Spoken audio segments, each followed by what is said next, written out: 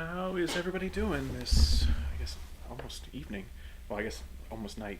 That's what I meant to say.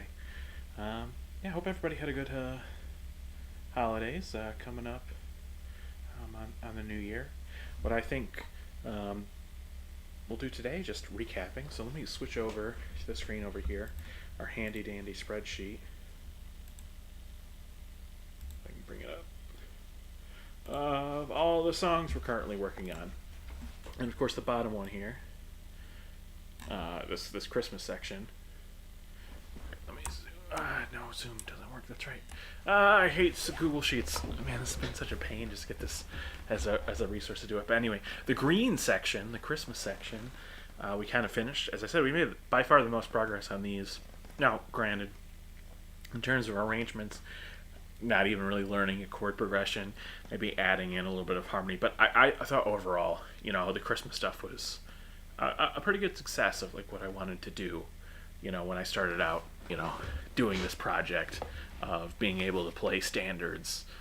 The biggest thing we ran into in this entire process is that all these songs, despite being, or a lot of these jazz songs, especially the Christmas songs, despite being many of them older than the Vietnam War, that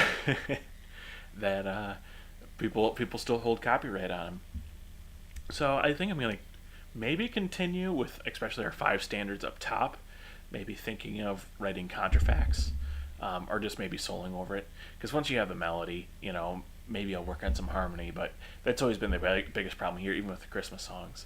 Of, you play the melody that's gonna, I don't want to challenge every video at least. I think the most frustrating one was Greensleeves. Like that one, nobody has any copyright over, and frankly, the fact that there are people, claiming, even putting that in a YouTube system, I think is not great. But yeah, overall, I'm really happy with where we're at. Coming into the next year, we're going to be going back to the actual jazz standards, right? Even coming back to them just because it's been a while since I've played them. But it could happen to you. Probably what we'll start with. We're already pretty close to a lot of these. Like I would say I know the melodies pretty well of It Could Happen to You, Beautiful Love, and Cottontail. Again, it might take a little bit of review to get back there, but those I'd say are pretty close. It's really making sure I know the changes, and even spicing up the melody itself. I think with an arrangement, I think is the end point that I want to do to actually have like some type of chord melody. Other than that, I would say we're making really good progress. I mean, my hope is that we could keep a similar pace, and I'm hoping that maybe by March, or maybe even later than that, maybe we're talking 6-7 month plan of being able to play these songs. And I got some personal life that might get personal stuff that could get in the way there.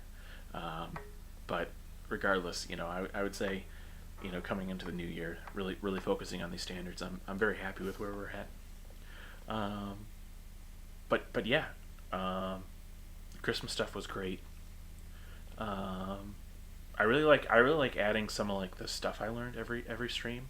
Like today we're gonna talk about, or even just thinking about how I play guitar. I think that stuff's the most useful. I think the biggest thing for me of this overall project, let's call it, is the accountability of having to stream regularly has really solidified me putting in time practicing.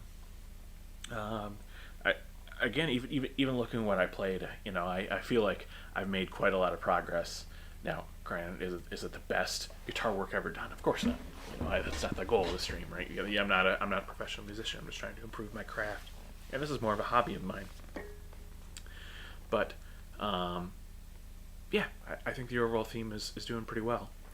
And at some point, I'm hoping we can generally keep the pace of what I did for Christmas, and get to a point where like really we can have true performances of like 2 or 3 of these songs. And I think that's the fun thing, that I could come in here and we could shuffle, have some type of randomizer and say, all right, play this for me. Um, yeah, so let's switch over real quick because I want to talk about um, a concept that I've been thinking about. Let me switch over to MuseScore real quick. So we've been doing a lot of stuff with diminished six, and if you don't know, in particular major six. So let me just choose. Let me do this in F because we're going to be doing a lot of stuff in F today.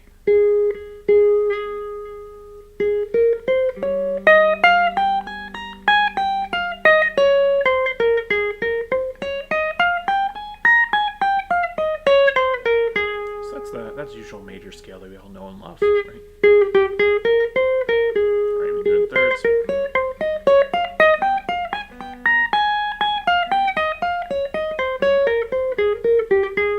If you know the chord, it's F, A, C. F, A, C, and you go to the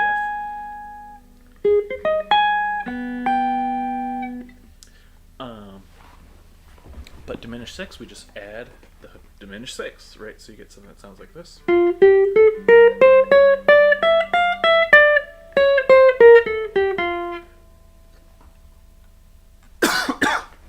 Sorry, I had to cough there. I was going to try and mute myself.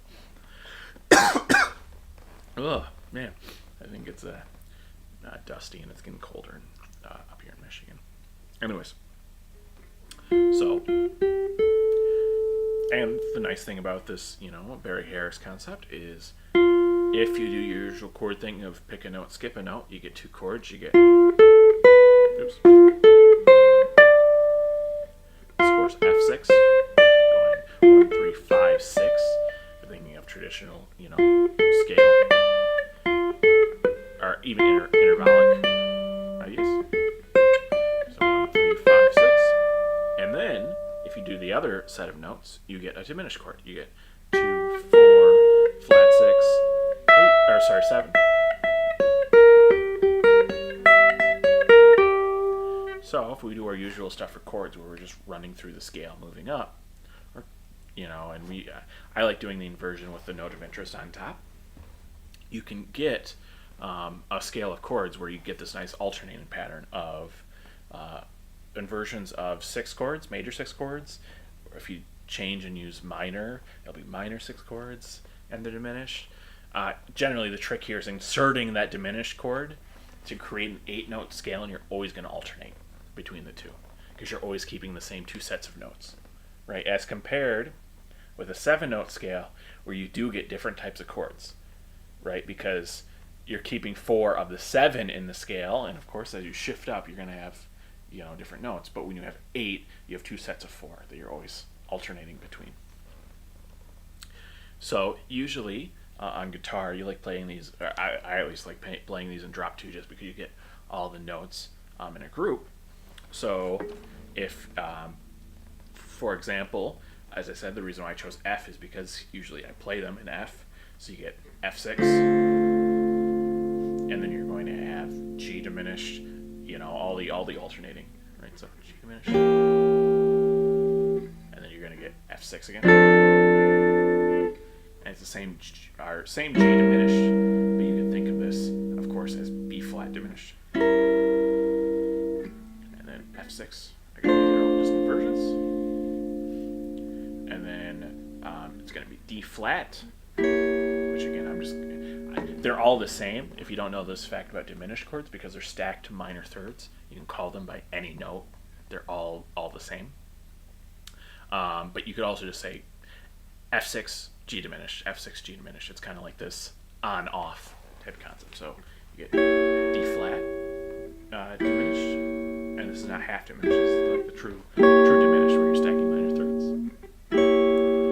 And then F6 again, G diminished, F6. And that's the drop 2 voicings up here. And then, you can find the shapes.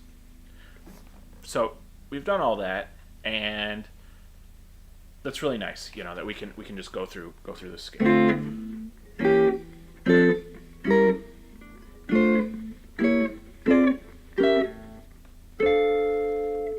So we can take any melody, for example, and we can harmonize it, right? So let's do Mary Had a Little Lamb.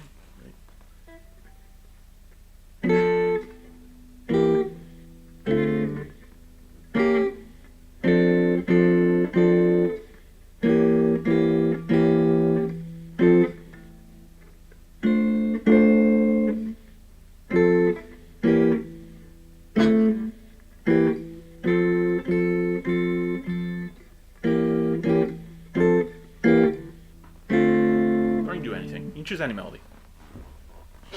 And you can think of this as additive. You can think of this as your whole harmonizing concept. It's just nice to do that. It's just a nice exercise to do. Take any arbitrary melody. You now have, you have a position for each portion of the scale, and you translate it. So that's nice. But the thing with melody is, and harmony in general, is you like to do more interesting motion underneath of it. Like parallel motion is great. I mean, it's kind of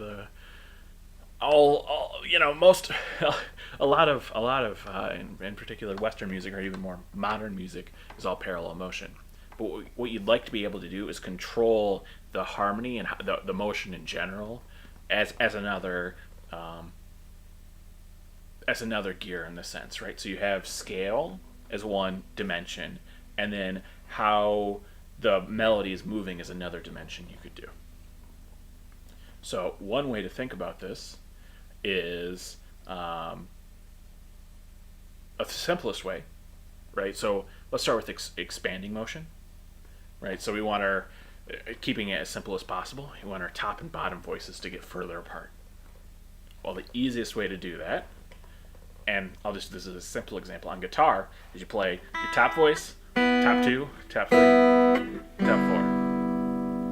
Well, we have drop 2. I can demonstrate that pretty quickly, right? So you go 1 voice, 2 voices, 3 voices, and 4 voices. We could also try and expand it to the entire scale, so we don't get motion every time, right? We expand every, let's call it, I'll start with unison, and then the 2s, 3, 4. So we'll do 1, 2, 2, 3, 3, and then 4 for the rest. So going back to that again, you get something like this, where it's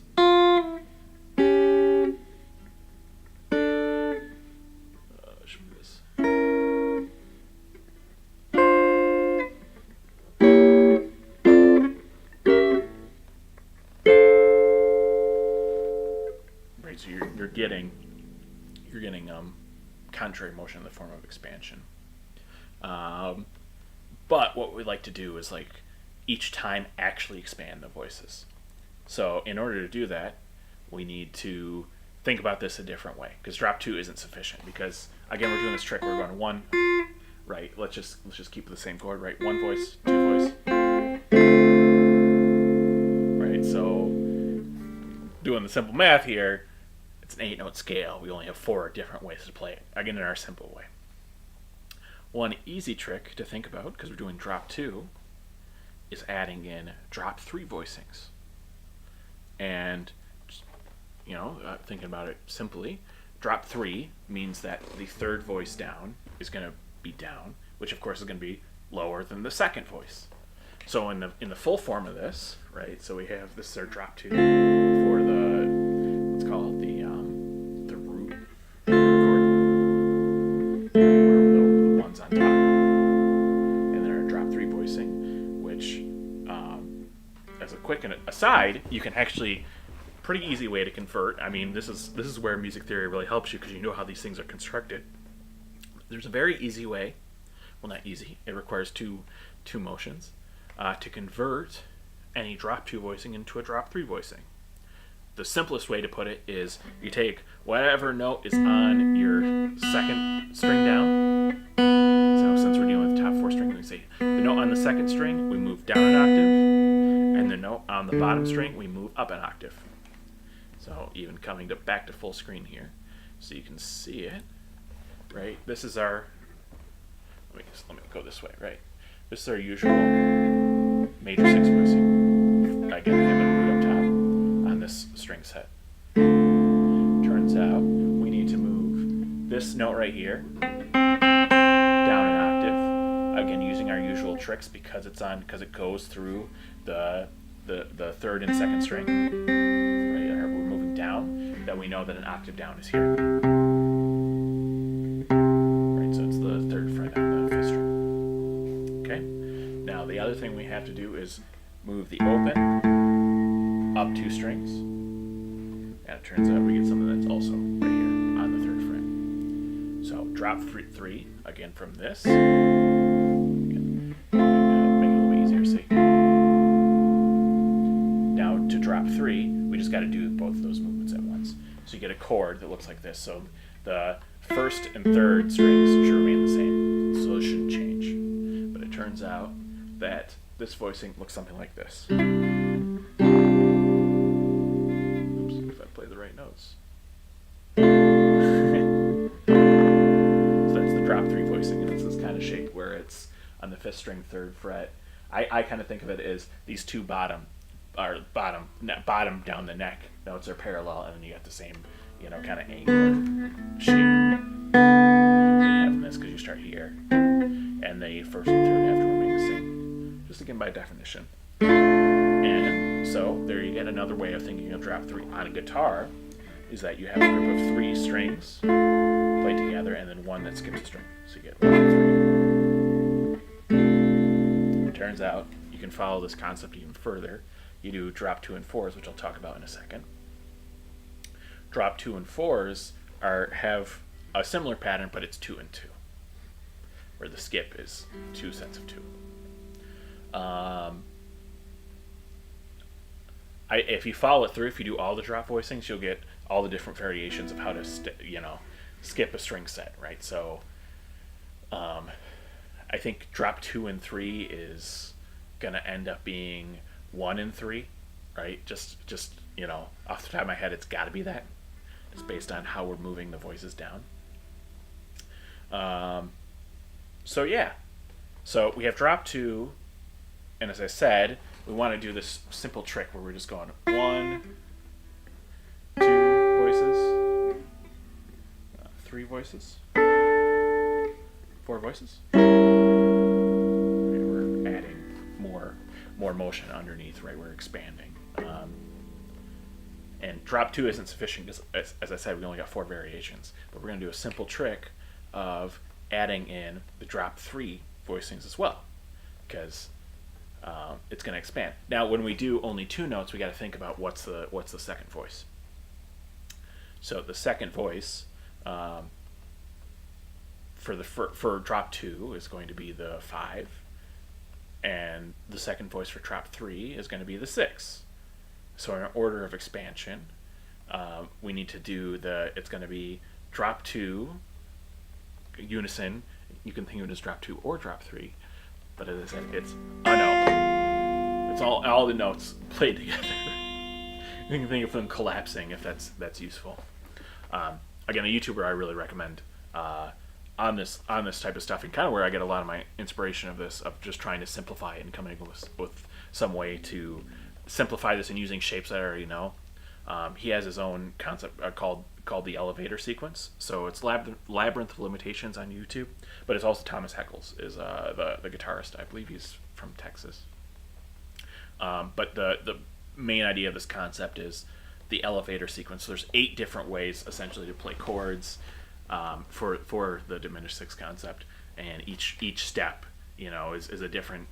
That's the like allegory or metaphor here. That each floor is a different way to play this, and the whole reason you think about doing this is to allow yourself to do contrary motion on guitar, which on piano, pretty simple. On guitar, you kind of need a framework, right? And that's kind of why we're doing all this. So we got drop 2 and drop 3. Now, a good exercise that I like doing, especially when I learn these voices, because I feel like I'm pretty confident in the top strings, and I'm still working on the middle 4 strings and the bottom. You drop 3s you can only kind of do on the top 4 and middle 4, right? Because I said the string set, so it actually takes 5 strings to play 4 notes. So you really only got two different sets of ways to play this, which on guitar is pretty good. You end up getting the 2 octaves you kind of need anyways. Doing it that way, if you think about the whole length of the neck. So yeah, going over real quick as I've played before. Drop 2, up.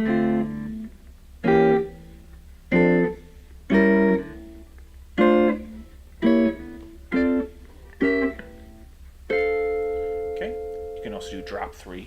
Again, doing that trick I said, you can just take your drop 2 and convert it. I've done this enough that I generally know the shapes. So it looks something like this.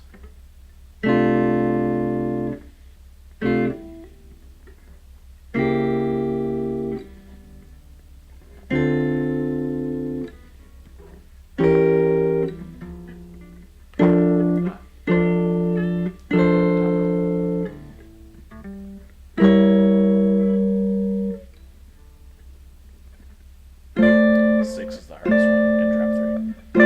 Times 4. If you're curious on what I think.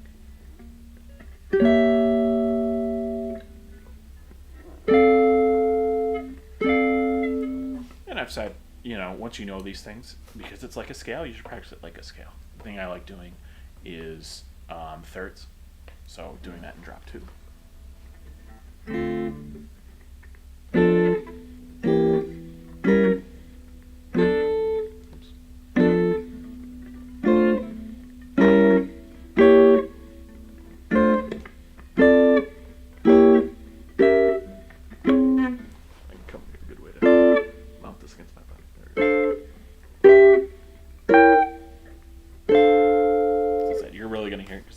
This is why I like the voicings up top, because you're always conceptualizing it as the melody is the top note, right?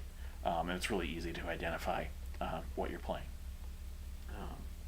Though of course with the Barry Harris stuff, I mean, you're kind of back to the key, so you don't really need to know what the chord is. I usually think about stepwise, right? I'm thinking more about what I'm harmonizing. So you can do that in thirds. You can do drop 3s in thirds. Again, I got to do some more work on that. You can do some creative stuff. The easiest way is let's alternate between drop 2s and drop 3s. If you're astute and understand what I've been saying, that means the diminished chords are all going to be the same shape, and you just got to know the shape for one. So I'll make it easy. Drop 2s are going to be on the on the 6 chord notes, and the diminished form is what we're going to use for this. So alternating between drop 2s and drop 3s, you get something that sounds like this.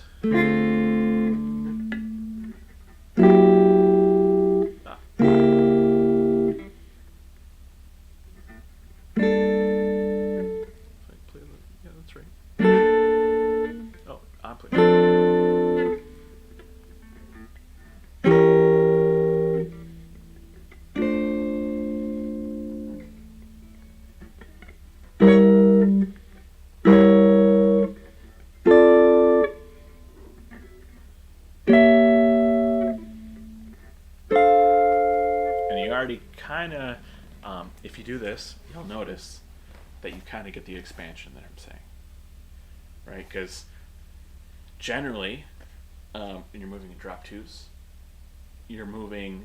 How should I explain how I feel this? When you alternate between the drop 3 and the drop 2, you kind of feel like you're moving backwards, right? As compared with just playing the drop 2s up. Notice we're always just kind of moving down the neck, right?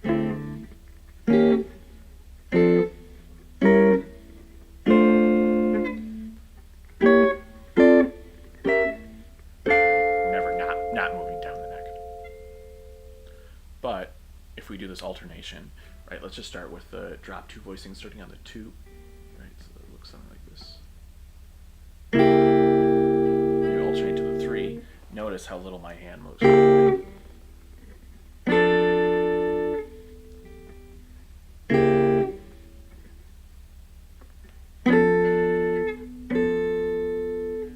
Again, let's conceptualize this.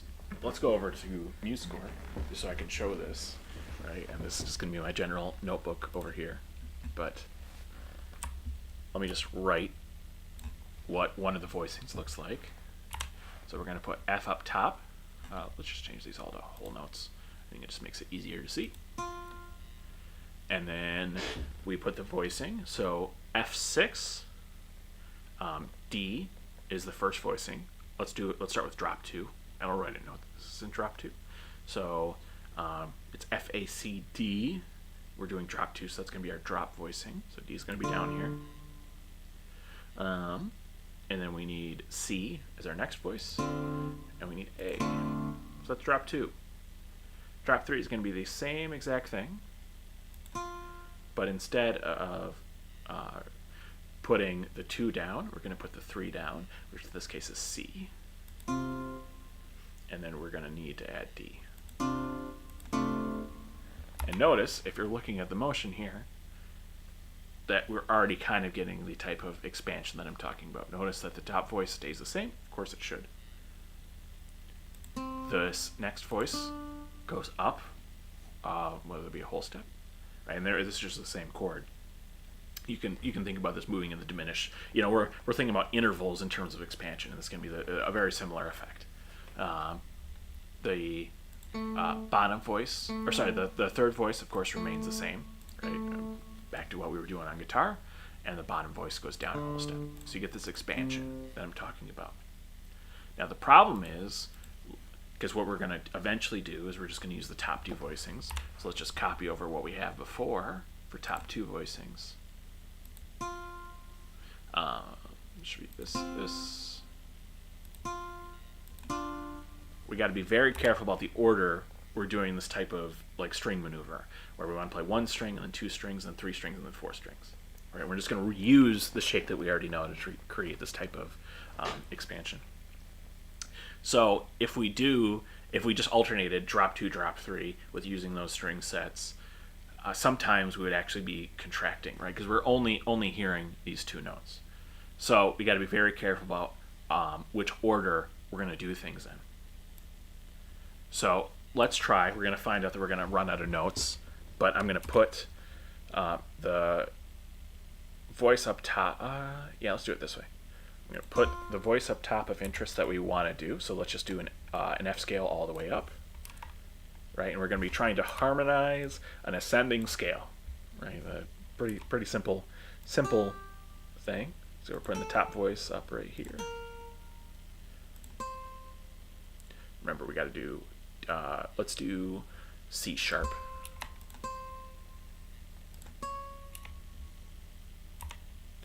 Keep the D flat. Oops. Nope.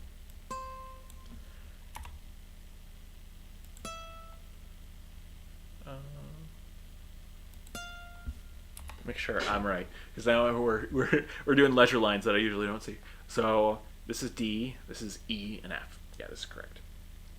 So just playing it for you real quick. I mean, let's adjust real quick up here. Let's add a tempo and make this some insane number because we're doing whole notes. All right. So I'm sure you've heard it before.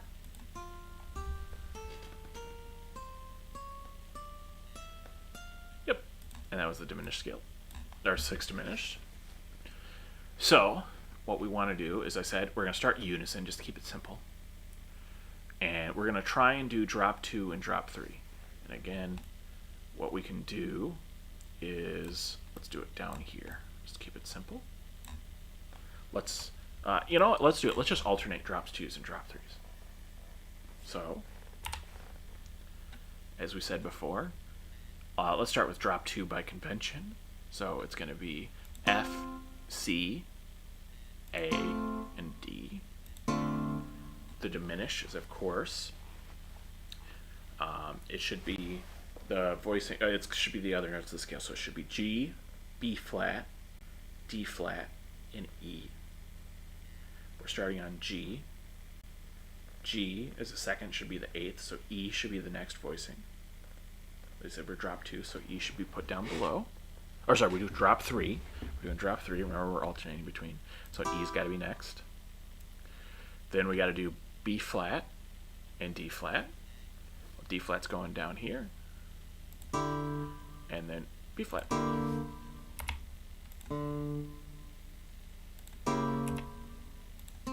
So ready? Just, you know, showing the concept here. Right? each time we're kind of doing this kind of slinky, like a spring effect, where even just alternating between drop twos and drop threes, if you notice what's happening in the voicings, it's expanding, contracting, expanding, contracting, expanding, contracting.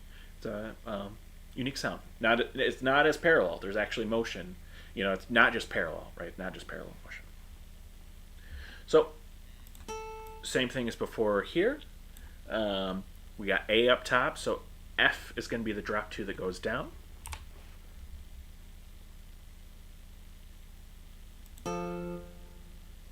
And again, they're an inversion, so it should next be, we already have A, we need C, and then we need D. I think that's correct, right? Let me convince myself that it's correct. So A, F is the voice that moved down, then beneath that's D and C. Good. Drop three, we have B flat up top. So as I said, it's B flat. G is going to be the voice that goes down an octave.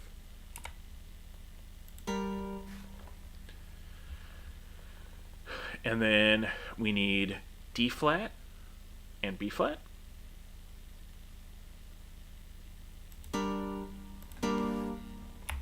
This is correct. No, we don't need B flat. We already did B flat. We need E. There we go. And this needs to be a flat. So notice, let me give an example. Let's go from here to here. Right, this third voice is going up a step, then up a step. The second voice is going up and then down. It's contrary motion. Right? as compared to what we usually have with the diminished six. All right. And man, these are crazy. This is correct. This is correct. This is not. We got to fix this. Let's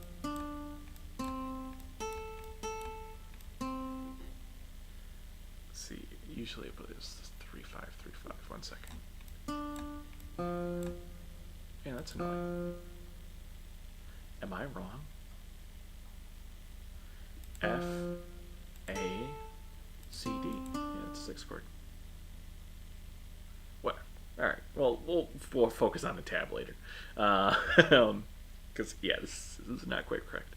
Because this should actually be the way I play it. Should be 5 3. Let me fix it. Not 13. There we go.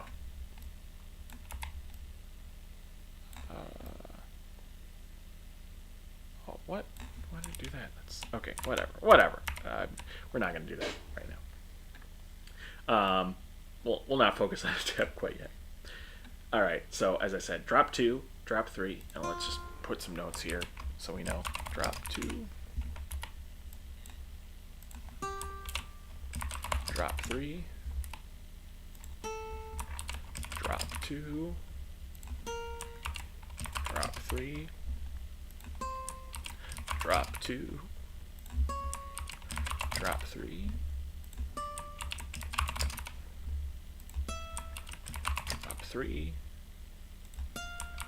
drop 2. All right, and F6, the diminished alternating. All right, so we got C. F is the voice, or sorry, A is the voice that's got to go down an octave.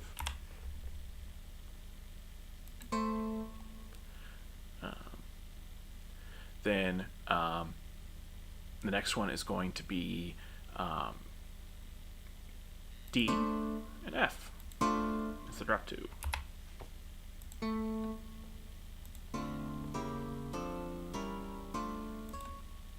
Okay. We have D flat, or as I wrote it, is C sharp. G is the drop 2, so it's going to be B flat as the drop 3. So that's what we move down an octave. And then we just do it in order. It's going to, well, we already have D flat. We need E and G. Okay. D is the next one. the drop 2 of that, of course, is going to be C, that needs to go down an octave. And then everything else should be in order. So it's C, D, and then F and A. Drop 3 for what is E. So it's E, B flat, G. So E is the, or sorry, with E up top, it should be E. The one note below that is D flat. Right? Yeah, that's correct. D flat, but it's drop 3. So the next one is B flat, that needs to go down an octave. Wait. 1 second. I might have done drop 2 here. 1 second. So it's D flat. Again, it's E, G, B flat, D flat. B flat needs to be moved up an octave. And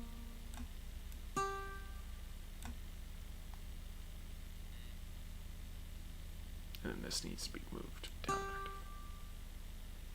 No, that can't be right. Ah! I'm even getting confused by doing my own demonstration of trying to, figure this out. So it's when D flat is the top voice. Let's just do this one again. So, as I said, man, I wish I had paper. Paper would make this so much easier. So the diminished is E, G, B flat, D flat. So when D flat's at the top, that means for drop 3, the G should be lowered. Yes, that is correct. So what did I do wrong here with the B flat? The G should not be lowered for this one. That's what's wrong. G should move up here. And then it should be... No, wait, it's... Yeah, B flat's the top voice. It should be E that's lowered. Is that right? Yeah, because this should move stepwise. Or this should move, via the chord. Right, because it's D flat followed by E. So the next one, of course, should be G at the bottom. And it's these that are not correct. So I think we just move B flat up. And we're back to being correct. It's A. Yeah, G should go to B flat. And B flat should go to D flat. Yeah, I think we're correct now. I'm going to do the same trick with these voicings.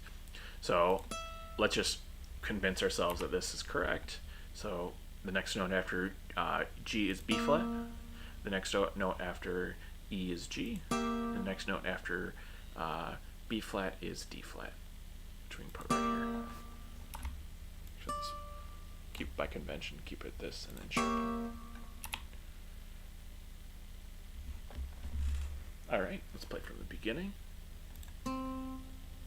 So again, we're just writing this down because we're going to steal from it in a second when we just only play the top X voicings. All right, and this last drop 2 should be the same thing, just an octave up. But we can use what we have here. Oops. We can use what we have here. The next note after C is, of course, D. The next note after F is A. And the next note after C is D. And it's saying this can't be played, but yeah, let me move this down. Again, the music score tab is not the greatest. I was hoping it would be a little more automatic. But as you alternate, it's going to sound very, very similar to what I played.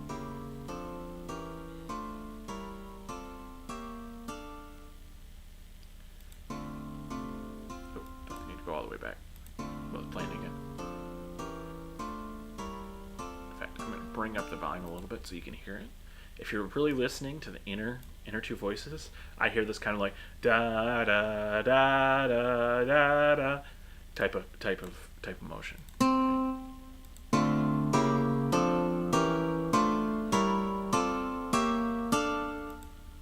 So you get this kind of snaking back and forth in the middle voicings. All right, so that's just alternating between drop 2s and drop 3s. So let's use the work we've done and try and just do the trick that I was saying. Again, being careful, we might have to insert a drop 3 before a drop 2, depending on how we've moved the voices. So coming back here, the most obvious one, let's just write our top voices, because those are never going to change. Oops.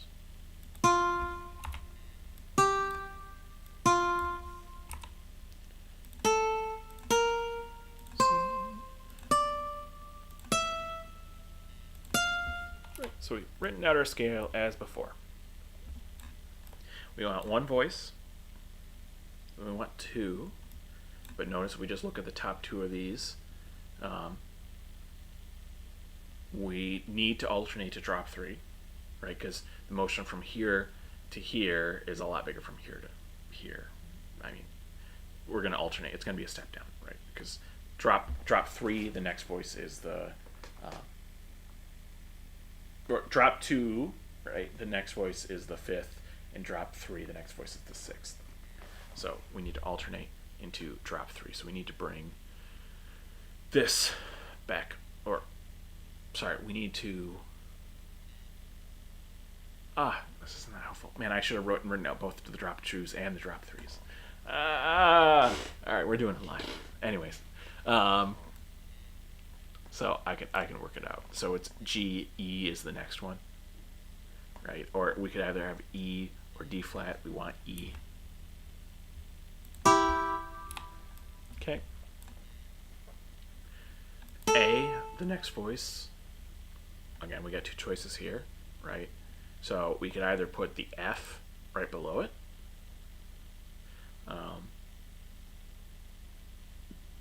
which is kind of what we wanted to do, right? If to keep this interval as small as possible, we're going to swap it to keep these voices expanding. So we're going to put the C. So already you get this.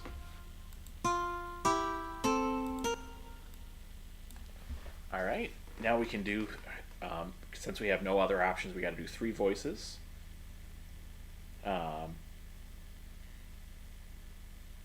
And we're gonna, again, we want to have generally expanding movement. So the thing that gets bigger faster is the one that includes the 5th rather than the 6th. I mean, I think for this one, because as I'll show, right, you're gonna run out of space. Just the combinatorics here, right? We got unison, the 2 notes. So you can do that twice, 3 notes twice. So we get 1, 2, 2.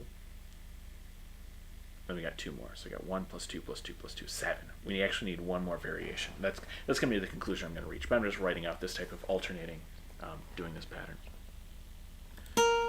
So we got 2 options here. We can either do the drop 2 or the drop 3. So we got B flat, G is going to be the drop 2, or we could drop. So the next voice, of course, is going to be the 4th voice down. Right. In either scenario, the 4th voice down is going to be the 3rd note in the triad. So what I want is to have the 5th first, so the one that includes the 5th, or the one that includes the 5th is going to be the drop 2. So, and let's label this as we're going. We'll just call this drop 2. Again, by convention, this, of course, is G and E are next to each other, so this must be the drop 3 version. This is the drop 2 version.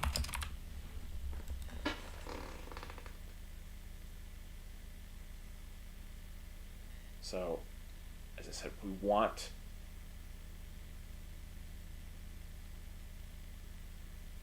I mean, we can do either one depending on what we consider. I mean, we want the bass root movement to be the biggest movement. So, as I said, we're indifferent between the two because the bass is going to be the same either way. So we could choose either. So let's alternate.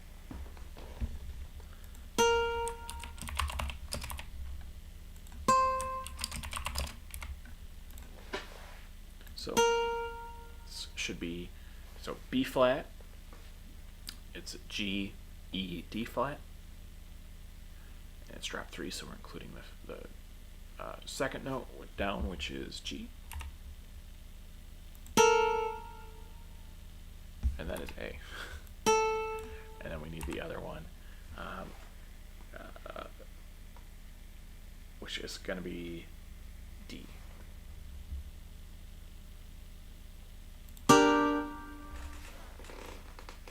Because as I said, regardless of what we choose, that third note is always going to be the same.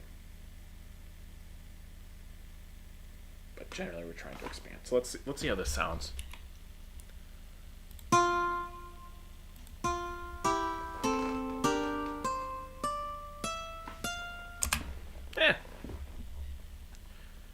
And alternating drop 2. Again, I'm doing a lot of work here for what is really the motion. This is going to be, you're thinking drop 2 and you play the top voice. Drop 3, you're playing the top 2 voices. Drop 2, you're playing the top 2 voices. Drop 3, you're playing the top 3 voices. Drop 2, you're playing the top 3 voices. I think it's going to end up being drop 2 again, and then drop 3, because if you think about it, drop 2 with all 4 voices, the bass note is expanding, because instead of the bottom note being the 6th, it's going to be the 5th, which of course down an octave is going to be lower. So I think I've convinced myself that it has to be drop 2, drop 3. Now, again, if you're paying attention, I'm actually removing the diminished 6th. And that's how we can make this kind of work without it. Just alternating drop 2s and drop 3s in a very certain order that we get expansionary movement. So, yeah, let's fill this out. So we got A, the drop 2 is F, so we need D and C.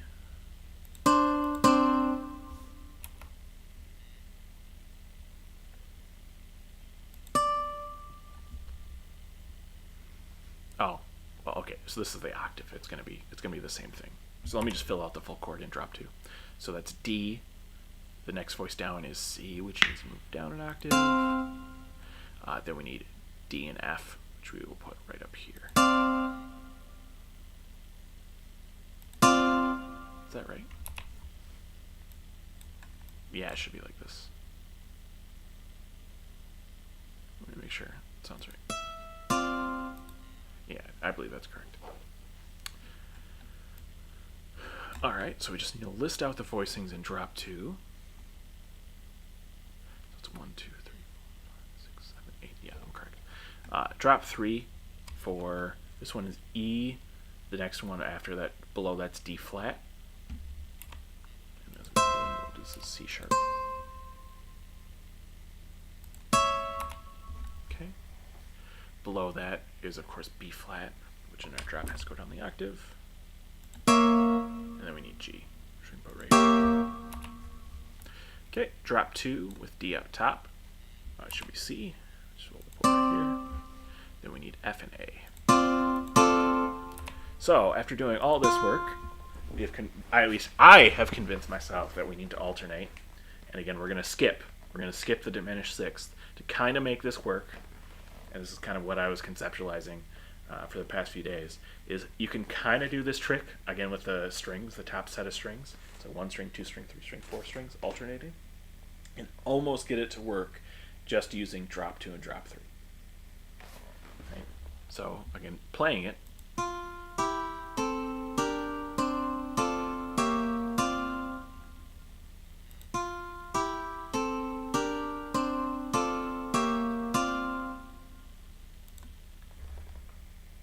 So we get kind of interesting. Now, generally,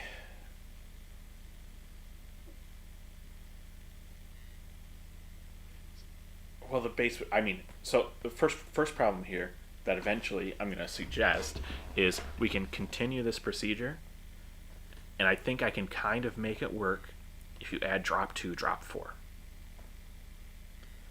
And I'm hoping that's what we're going to be able to do. But before then, I'm going to take a real quick break.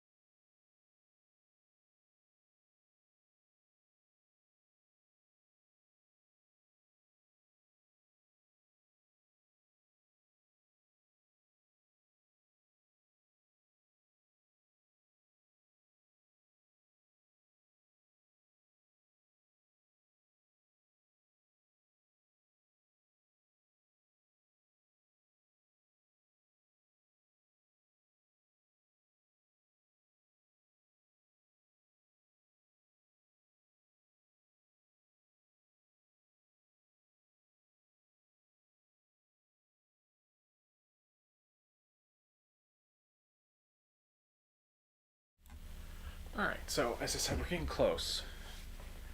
Here we go. Bring this back. So we can play at least what we have so far. And again, I got to remember that we're not including the diminished sixth. We can pretty much get there. Get pretty close at least. If we do this, I'm following this. So it's one note. Oh. Unison. And then we got to play two notes from the diminished in drop 3. So you get this. And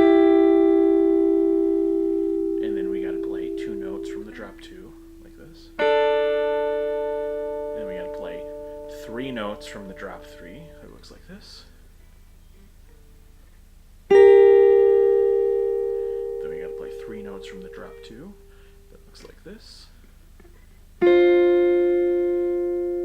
we're skipping to the 6. So we need all notes from the drop 2 for the 6th. All notes for the drop 3 for the 7th.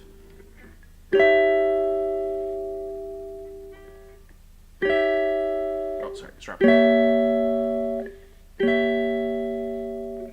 then I'm just going to go for it. So, one backwards. All notes from the drop 2. All notes from the drop 3. All notes from the drop 4. Or drop 2, sorry. 3 notes from the drop 2. So that's this.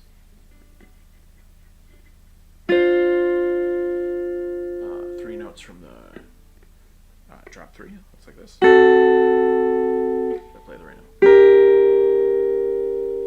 2 notes from the drop 2. That looks like this. 2 notes from the drop 3. That looks like this. Unison. So.